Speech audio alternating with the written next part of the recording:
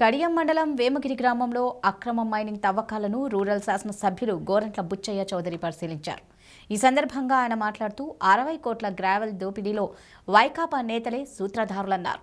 ఇళ్ల స్థలాల మేరక పేరుతో అక్రమ దోపిడీపై అధికారుల తీరు నిమ్మకు నీరెత్తినట్లుందని ఎమ్మెల్యే గోరంట్ల ఆగ్రహం వ్యక్తం చేశారు. 20 ఎకరాల 52 సెంట్ల భూమి, ఆ పక్క 10 ఎకరాల భూమి, 30 ఎకరాల 52 సెంట్లలో భూమి ఇవాళ 40 అడుగులు కొట్టేశారు, దోచుకుపోయారు. కోట్ల రూపాయల విలువైన గ్రావెల్ని తరలించుకుపోయారు. వైఎస్ఆర్ పార్టీ నాయకులు గత 2 సంవత్సరాల్లో మొత్తం దోపిడీ చేసి ఇక్కడ ఆవాసయోగ్యంగా చేశారు.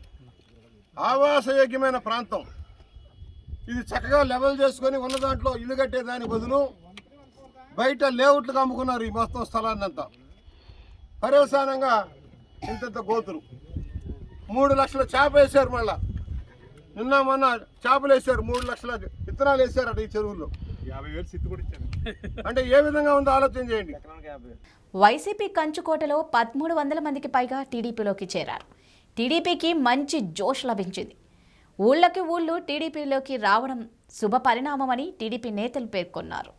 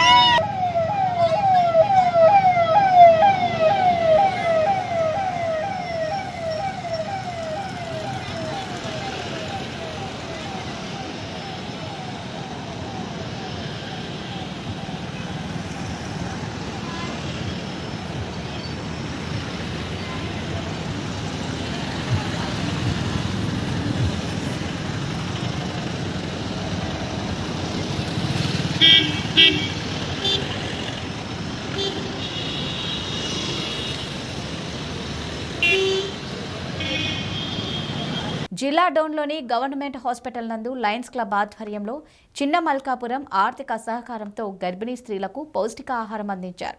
ఈ కార్యక్రమానికి ముఖ్య అతిథిగా ప్రభుత్వ ఆసుపత్రి డాక్టర్ సుంకన్న హాజరై మాట్లాడుతూ పోషక విలువలు ఉన్న ఆహారాన్ని చిన్నారులు తల్లి బిడ్డ తీసుకున్నప్పుడే వారిలో ఎదుగుదల ఉంటుందన్నారు. పోషకాహారాన్ని సకాలంలో అందించడం వల్ల తల్లి పుట్టిన బిడ్డ ఆరోగ్యకరంగా ఉంటారన్నారు.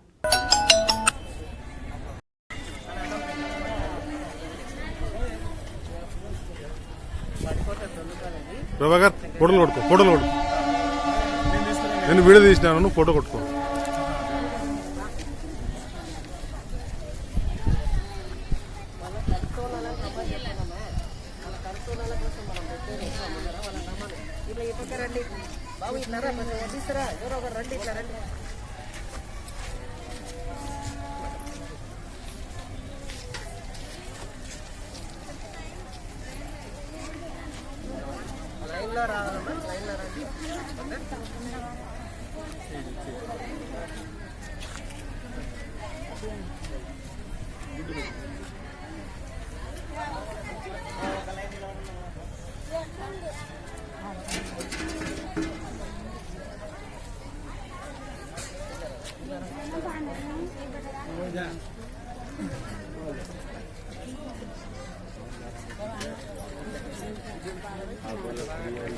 విశాఖ జిల్లా పాడేరు నియోజకవర్గంలో ఆదివాసుల హక్కులకై నిరసన ర్యాలీ నిర్వహించారు.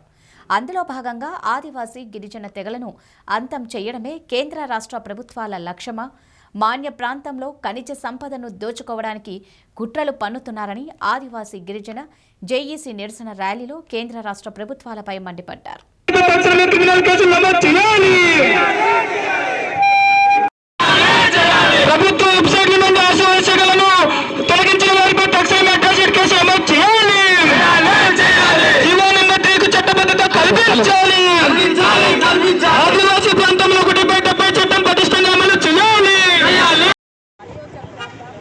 వైఎస్ఆర్ కాంగ్రెస్ ప్రభుత్వం కావాలి అని చెప్పి పట్టం కట్టారో అదే వైఎస్ఆర్ కాంగ్రెస్ ప్రభుత్వం అధికారంలోకి వచ్చి ఎవరైతే తనకి సాయం చేసి ఈరోజు పీఠంలో కూర్చోబెట్టారో అటువంటి ఆదివాసీల మీద ఉక్కుపాదం మోపినటువంటి రోజు.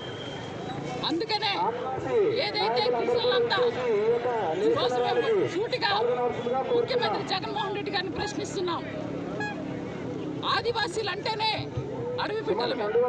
అటువంటి మా యొక్క ఉపతెగల్ని వెబ్సైట్లో ప్రత్యేకించి మేము కృతజ్ఞతలు తెలియజేసుకుంటూ ప్రతి విషయంలో అండగా ఉంటున్నందుకు మీకు కూడా ధన్యవాదాలు తెలియజేసుకుంటూ ప్రభుత్వం తక్షణమే స్పందించి మరి అక్కడ విశాఖపట్నంలో అక్రమంగా అన్యాయంగా ఉపాధ్యాయుల పదోన్నతులు ఇస్తున్నారు, రోస్టర్ లేకుండా ఇస్తున్నారు. తక్షణమే ప్రభుత్వ అధికారులు స్పందించి ఎమ్మెల్యేలు స్పందించి ఇమ్మీడియట్గా అక్కడ ఉన్నటువంటి మాకు అన్యాయం జరుగుతున్నటువంటి ఆ యొక్క ప్రమోషన్ని ఆఫ్ చేయాలని చెప్పేసి ఈ వేదిక ద్వారా మేము మరి ప్రభుత్వానికి డిమాండ్ చేస్తూ అక్రమంగా మరి జీవో నెంబర్ 3 మరి డివేట్ చేస్తున్నట్టు అధికారులు చర్యలు తీసుకోవాలని చెప్పేసి తెలియజేసుకుంటూ గిద్దలూరు నియోజకవర్గంలో మాజీ ఎంపీపీ భూపాల్ రెడ్డి తెలుగుదేశం పార్టీలో చేరారు. ఈ సందర్భంగా ఏర్పాటు చేసిన సభలో తెలుగు యువత ఒంగోలు పార్లమెంట్ అధ్యక్షులు ముత్తన శ్రీనివాసులు మాట్లాడుతూ ముఖ్యమంత్రి జగన్మోహన్ రెడ్డి పేదల పాలిట శాపంగా మారాడని ధ్వజమెత్తారు. టీడీపీ కార్యాలయాలపై దాడులు చేయడం, కార్యకర్తలపై కేసులు పెట్టడంపై ఆగ్రహం వ్యక్తం చేశారు. నాకు పదవి ఇచ్చిన దగ్గర నుంచి రోజు పోలీస్ స్టేషన్ లో ఉండి ఇసుగుబుట్టి ఈరోజు గుద్దలూరు రావడం జరిగింది. డాక్టర్ నేస్తే జగన్మోహన్ రెడ్డి పేదల పాలిట శాపం, రావణ కాష్టం, దౌర్జన్యం. ఎవరు పేదవాడు కనిపించినా వాళ్ళ పొట్లు కొట్టడం, ఇళ్లలో దూరటం, పన్నులు వేయడం, కరెంటు బిల్లు 500 దాటింది, ట్రూ ఛార్జీలు.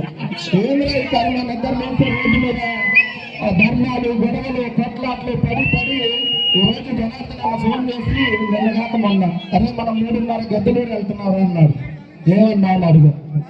గోపాల్ రెడ్డి గారని పార్టీలో చేస్తున్నారు, నేను 3:30కి గన్నవరం మీదకి వస్తాను, నువ్వు రావాలంటే అమ్మ వాళ్ళకి మంచి ప్రోగ్రాంకి నేను వస్తున్నాను, సంతోషం అనిపించింది. నేనైతే చెప్తున్నా, నిన్నగాక మొన్న రాష్ట్ర పార్టీ ఆఫీస్ లో నల్లారి కిరణ్ కుమార్ రెడ్డి గారు మాట్లాడుతూ అసలైన రెడ్డి ప్రతి ఒక్కరు వైసీపీలో ఉన్నంత పిచ్చి రెడ్లు తెలుగుదేశం పార్టీలో ఉన్నంత అసలైన రెడ్లు అని చెప్తే ఈ రోజు నేను చూసింది అసలైన రెడ్లు. శ్రీకాకుళం జిల్లా రాజాం నియోజకవర్గం మండవకురిటి గ్రామంలో 30 మంది అయ్యప్ప భక్తులు అయ్యప్పమాల భక్తి శ్రద్ధలతో ధరించారు. గ్రామంలో 25 సంవత్సరాల నుండి అయ్యప్ప భక్తులు మాలను ధరిస్తున్నారు.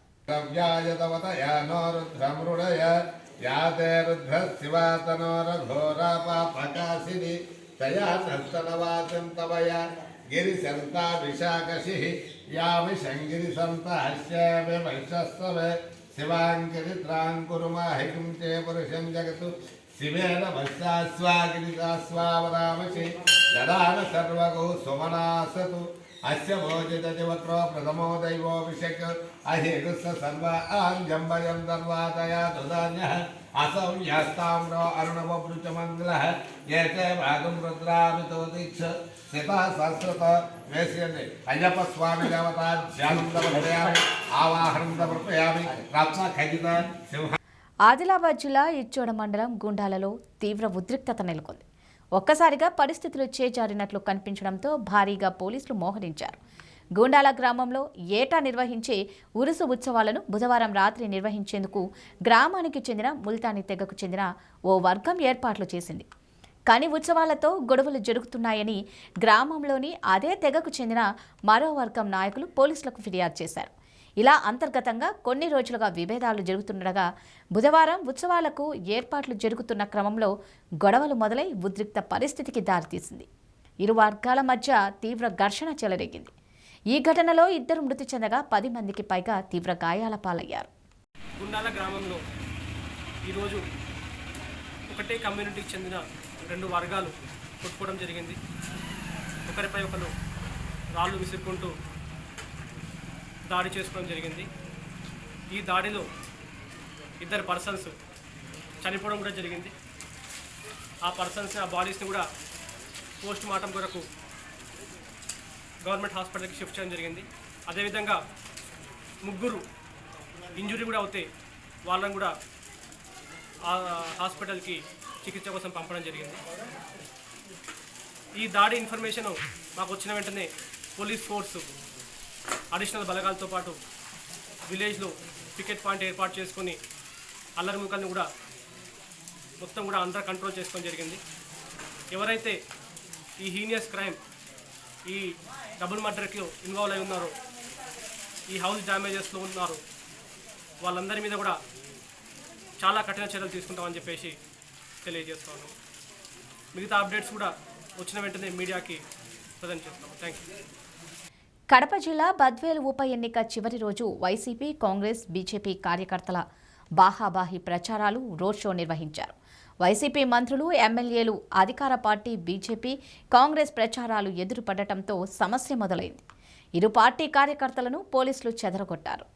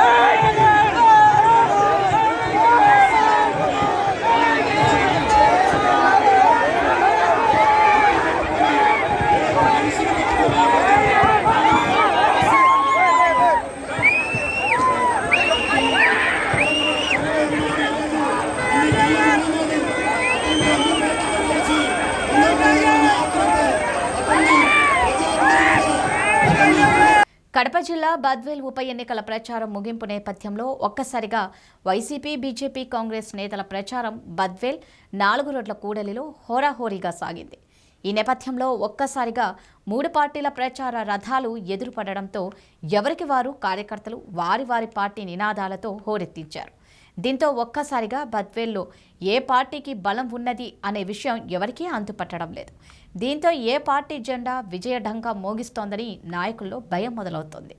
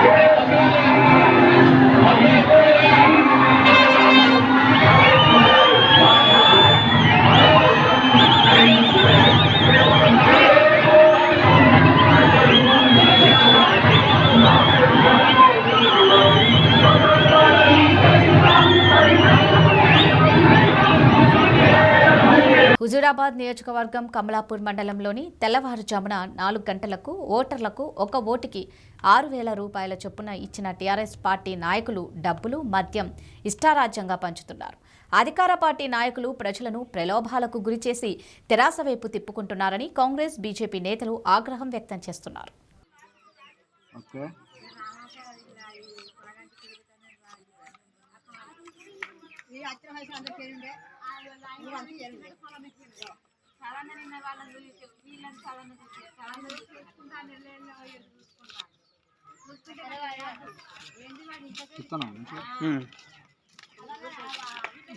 పోస్టులనే పంపిల్లు కదా.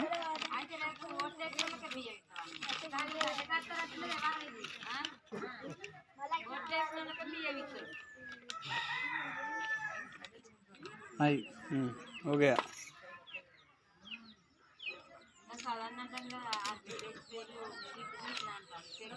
this money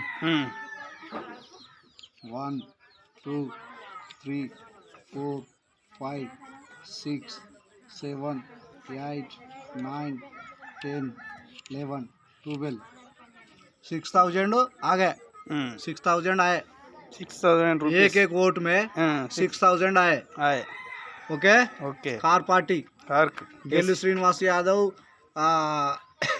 Mani okay okay Telugu Desam party నాయకులు కార్యకర్తలపై వైసీపీ అక్రమ కేసులు బనాయిస్తున్నారని శ్రీకాళహస్తి తెలుగుదేశం పార్టీ రాష్ట్ర కార్యనిర్వాహక కార్యదర్శి గాలి చలపతి నాయుడు అన్నారు.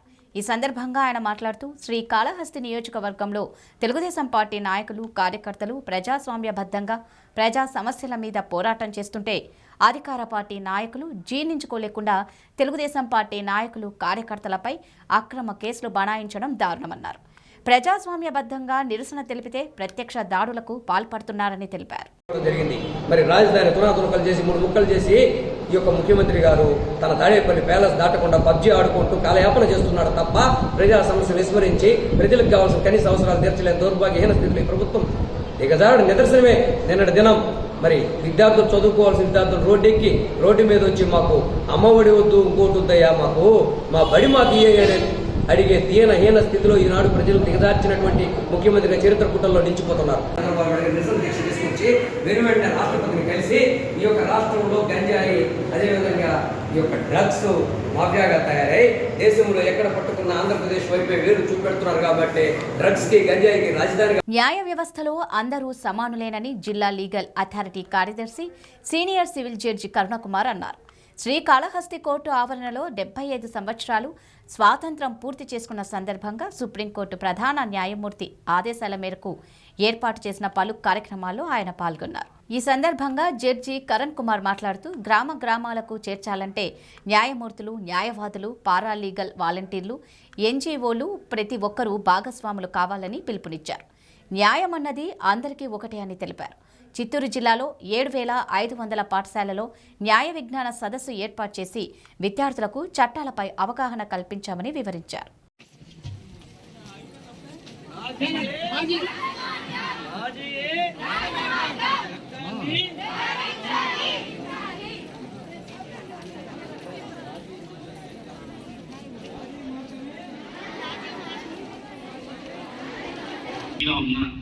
వారి యొక్క మరి కార్యక్రమాల్లో నాది ఫస్ట్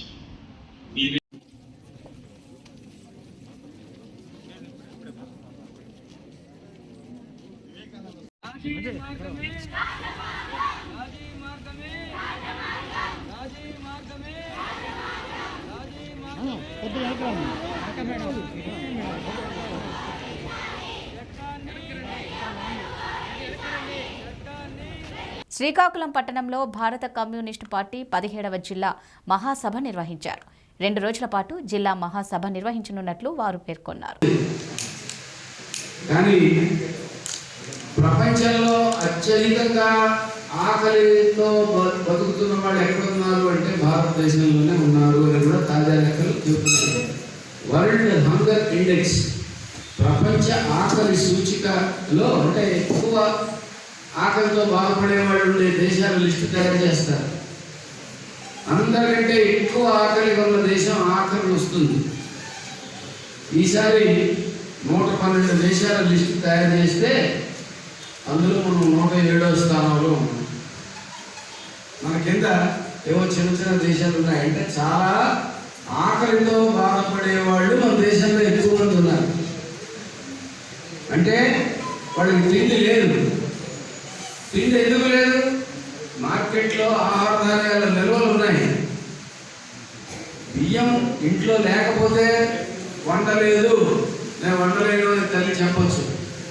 కానీ ఇంట్లో బియ్యం ఉండి కూడా పిల్లల్ని ఆకలితో మార్చే తల్లిలాగా ఇప్పుడు కేంద్ర ప్రభుత్వం వ్యవహరిస్తుంది. ఏ తల్లి అయినా అలా చేస్తుందా? తన కడుపు మార్చుకునైనా సరే బిడ్డల కడుపు నింపాలని చూస్తుంది.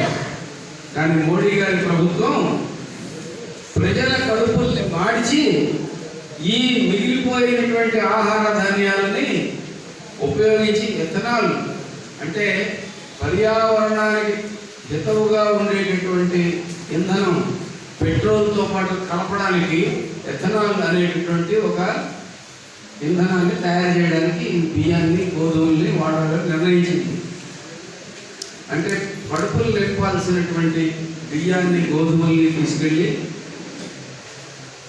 పెట్రోల్తో కలిపి వ్యాపారం చేయడానికి నిర్ణయించింది. అంటే ప్రజల ఆకలితో వ్యాపారం చేసే రాక్షస రాజ్యంలో మనం ఉన్నాం. శ్రీకాకుళం జిల్లా 17వ మహాసభ ముఖ్య అతిథిగా హాజరైన మాజీ ఎమ్మెల్సీ శర్మ రాష్ట్రాలకు ఆదాయ వనరులు లేకుండా జీఎస్టీ పరిధిలోకి తీసుకువచ్చిన కేంద్ర ప్రభుత్వం ఒక్క పెట్రోల్, డీజిల్, లిక్కర్పై మాత్రం రాష్ట్రాలకు అధికారం. దేశంలో ఉన్న బీజేపీ ప్రభుత్వం ప్రజల బాగోగులు పట్టించుకునే పరిస్థితి లేదన్నారు. రాష్ట్రంలో ఉన్న తెలుగుదేశం, వైఎస్ఆర్సీపీ పార్టీల విధానాలు ఒకటే కానీ ప్రజల పట్ల, ప్రజల సమస్యల పట్ల స్పందించే తీరు ఒకంత బాధాకరం అన్నారు. అంతేకాకుండా నాడు, నేడు, రేపు ప్రజల సమస్యల పట్ల పోరాడేది మన సభ్యులే అంటూ హితవు పలికారు.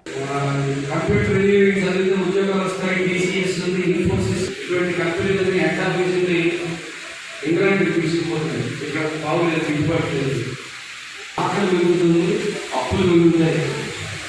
ఇటువంటి దుర్మార్గమైనటువంటి పరిస్థితులు ఉన్న నేపథ్యంలో వామపక్ష పార్టీలన్నీ ఈ పెట్రోల్, డీజిల్, వంట గ్యాస్ ధరల పెరుగుదలకు వ్యతిరేకంగా ఆందోళనకు పిలిపించారు. నిజానికి ఈరోజు మనం కూడా ఆందోళన జరపాలి. కానీ పార్టీ మహాసభలు ఉన్న నేపథ్యంలో ప్రజలని కొమ్మగొట్టడానికి మోడీ ప్రభుత్వం చేస్తున్నటువంటి చర్య. ఇప్పుడు తిరిగి ఏమంటున్నాడంటే, మీరు పెట్రోల్, డీజిల్ వీటన్నింటినీ జీఎస్టీ పరిధిలోకి తెచ్చేస్తే నేను పన్ను తగ్గిస్తాను. చాలామంది జీఎస్టీ పరిధిలోకి పెట్రోల్, డీజిల్ తెచ్చేస్తే వాటి ధరలు పడిపోతాయనేటటువంటి, తగ్గిపోతాయనేటువంటి ఒక అమాయకలతో ఒక భ్రమ ఉంది. మీకు అందరికీ ఆ జిఎస్టీ గురించి, ఆ వ్యవస్థ గురించి ఖాళీ ఉన్నప్పుడు వివరంగా చెప్పాలి. ఈ రాష్ట్రాలన్నీ ఎవరికి వాళ్ళు వేసుకుని పన్నులు వసూలు చేసి ఆ రాష్ట్ర ఆర్థిక వ్యవస్థను నడుపుకోవాల్సింది. దానికి అవకాశం లేకుండా జిఎస్టీ అని దేశం అంతటా ఒకటే పన్ను ఉండాలని మొదలెట్టారు.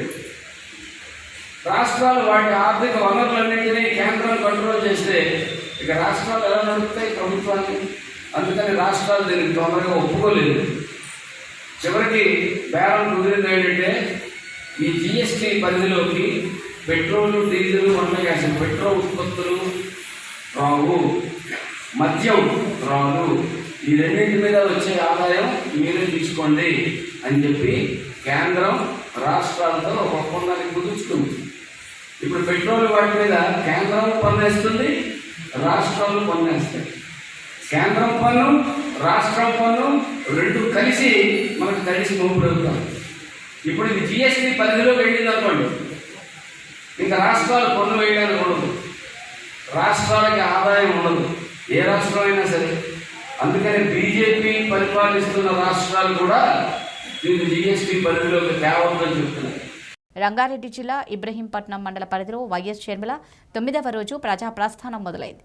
పాదయాత్రలో భాగంగా వేలిమినేడు గ్రామ ప్రజల సమస్యలు తెలుసుకుంటూ 100 కిలోమీటర్ల మైలురాయికి దగ్గరలో చేరువైంది.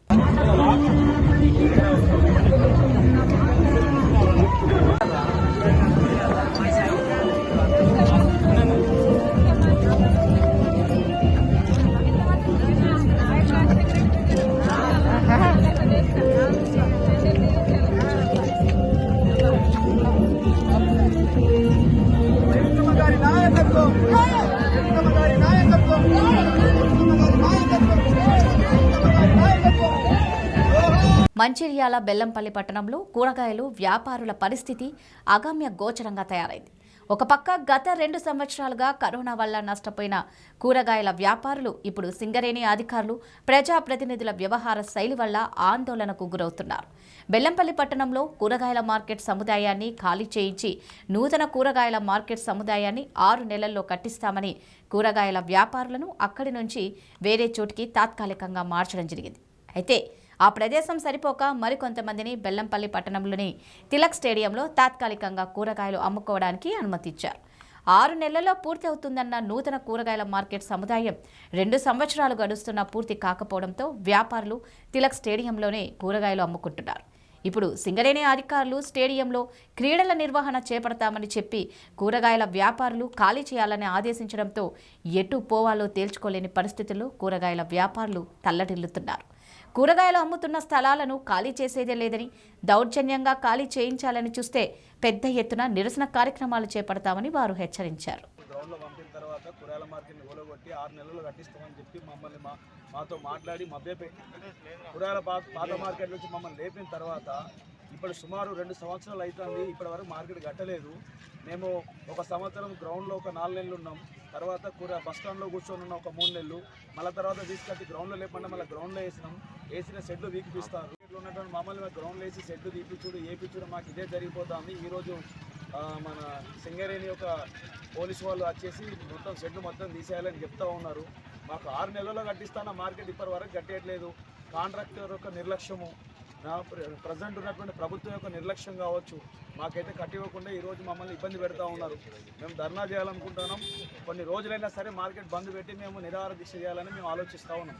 కాబట్టి ఈ విషయంలో స్పందించి స్థానికంగా ఉన్నటువంటి ఎమ్మెల్యే గారైనా సరే, గవర్నమెంట్ ప్రతినిధులైనా సరే, మున్సిపాలిటీ అధికారైనా సరే తొందరగా స్పందించి మాకు కావాల్సినటువంటి ప్రాబ్లం ఏదైతే ఉందో దాన్ని సాల్వ్ చేయాలని మేము మనవి చేస్తూ ఉన్నాం.